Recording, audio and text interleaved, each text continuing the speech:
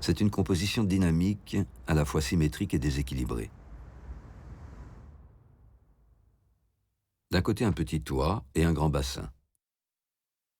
De l'autre, un grand toit et un petit bassin.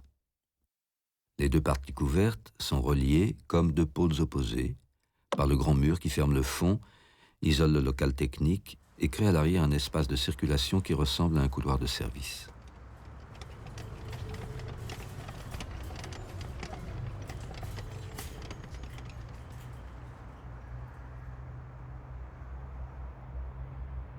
La ligne horizontale règne ici en mètres. La grande ligne de fuite du mur, figure de la vitesse. La ligne du toit plat, symbole du mouvement moderne, à laquelle répond l'horizontale de la surface du grand bassin. Et pour que rien ne vienne distraire de ce jeu de miroir, on n'a pas hésité à retoucher certains tirages de façon à faire disparaître une verticale intempestive.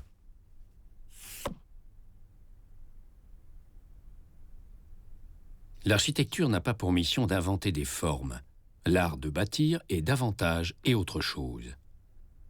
Le renouvellement de l'architecture ne peut être entrepris qu'en partant de la construction, et non de motifs qu'on lui impose de manière arbitraire. Bâtiment et sens font un. La construction ne détermine pas seulement la forme, elle est la forme même.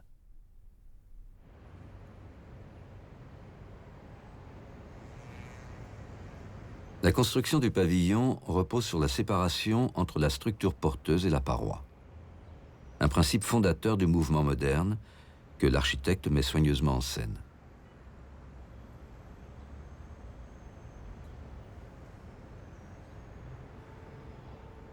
Huit minces poteaux métalliques disposés en rectangle de façon parfaitement régulière constituent la structure porteuse. Elle est minimale, elle n'a que le toit à porter.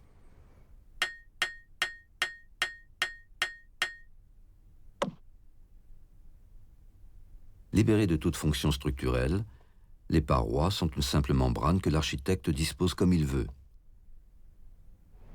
L'extrémité du pavillon est fermée par 3 murs de marbre qui se prolongent sur le devant par un mur de verre.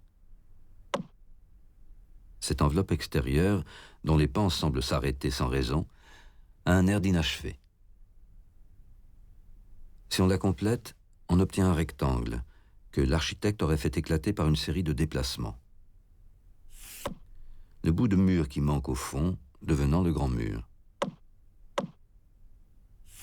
L'angle disparu réapparaissant au bord du grand bassin. Personne avant Mies van der Rohe n'a entrepris une décomposition aussi radicale de la boîte d'habitation.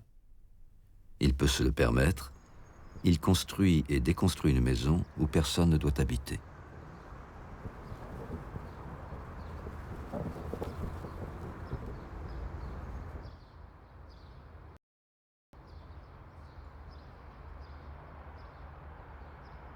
Une paroi de verre sépare le petit bassin de l'espace intérieur, délimité de l'autre côté par un ensemble de parois à angle droit. Toutes sont placées à l'intérieur du rectangle dessiné par les poteaux métalliques.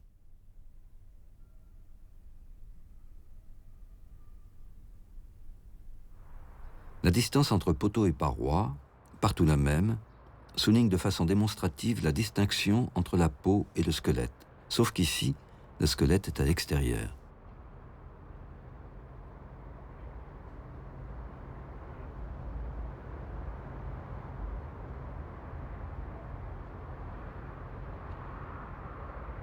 L'espace entre poteau et paroi est inutilisable, sacrifié à la beauté de la démonstration.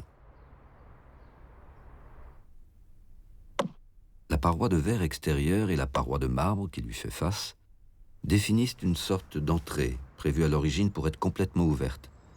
Mais les autorités espagnoles ont imposé des portes.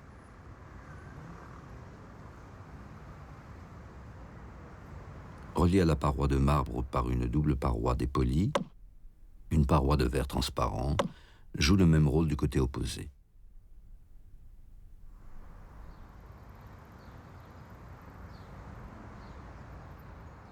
La double paroi de verre dépoli donne d'un côté sur l'intérieur, de l'autre sur un espace entre dehors et dedans, qui ressemble à une pièce dont on n'aurait gardé que 2 murs.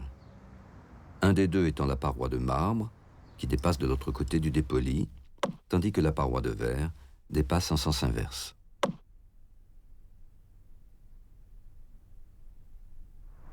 Ces petits retours qui sont comme les restes de parois disparues soulignent l'inachèvement délibéré de l'ensemble.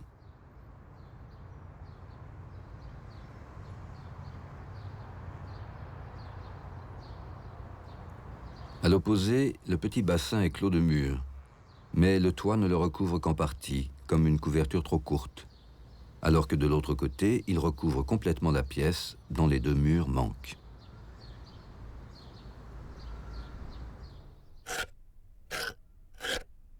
Ces décalages, ces parois disparues, créent des ouvertures dans le volume, dévoilant ses articulations internes. Anatomistes et architectes appellent cela un écorché.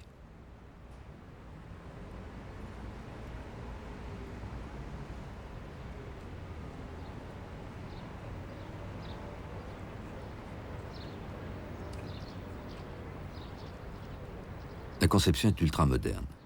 Les matériaux le sont moins. Ici, il n'y a pas de béton, mais 3 sortes de marbres différents, venus de Grèce et d'Italie pour l'intérieur, et pour le plein air et les sols, plus économiques, le travertin, la pierre de prédilection des monuments de la Rome antique. Pour Mies van der Rohe, ces matériaux traditionnels et luxueux sont le complément indispensable de la modernité, rendue ainsi moins provocante, plus aimable.